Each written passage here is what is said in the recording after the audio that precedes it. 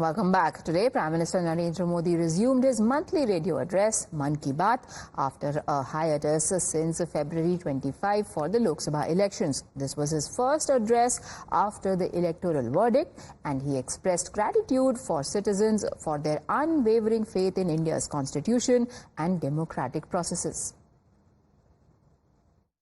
मैं आज देशवासियों को धन्यवाद भी करता हूं कि उन्होंने हमारे संविधान और देश की लोकतांत्रिक व्यवस्थाओं पर अपना अटूट विश्वास दोहराया है। 24 का चुनाव दुनिया का सबसे बड़ा चुनाव था। दुनिया के किसी भी देश में इतना बड़ा चुनाव कभी नहीं हुआ, जिसमें 65 करोड़ लोगों ने वोट डाले हैं। मैं चुनाव आयोग और मतदान की प्रक्रिया से जुड़े हर व्यक्ति को इसके लिए बधाई देता हूं। मेरे प्यारे साथियों, अगर मैं आपसे पूछूं कि दुनिया का सबसे अनमोल रिश्ता कौन सा होता है, तो आप जरूर कहेंगे मां। हम सबके जीवन में मां का दर्जा सबसे ऊंचा होता है। मां हर दुख सहकर भी अपने बच्चे का पालन पोषण करती है। हर मां अपने बच्चे पर हर स्नेह लुटाती है।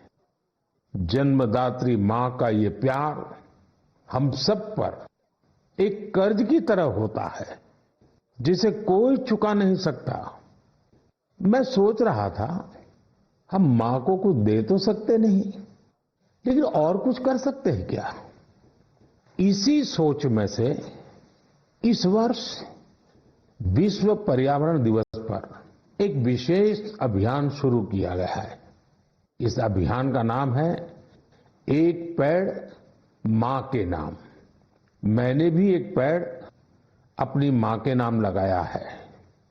मैंने सभी देशवासियों से, दुनिया के सभी देशों के लोगों से ये अपील की है कि अपनी मां के साथ मिलकर या उनके नाम पर एक पेड़ जरूर लगाएं। Now, the opposition, however, questioned Prime Minister's silence on various issues like the NEET, paper leaks and crumbling infrastructure in the country. Alleging that the Prime Minister is not interested in a Jan Ki Baat, Congress leaders claimed that he is only worried about democracy, not democracy.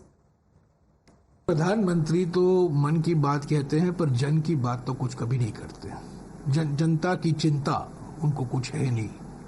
वो दुनिया भर की बातें करते रहते हैं, पर उनको ये पहचानना चाहिए 2024 के चुनाव उनके लिए एक व्यक्तिगत, एक राजनीतिक और एक नैतिक हार है।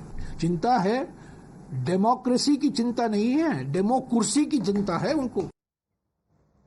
The leaders in the BJP, however, say that Prime Minister's Mann Ki Baat was meant to inspire and encourage people. उन्होंने अपने संबोधन से देश को एक संदेश देने की चेष्टा की है कि भारत की जो ये विरासत है, हम सबको मिलकर के इसको आगे बढ़ाना है। इस मायने में आज का प्रधानमंत्री जी का संबोधन निश्चित रूप से हम सबके लिए बहुत प्रेरणादायी है।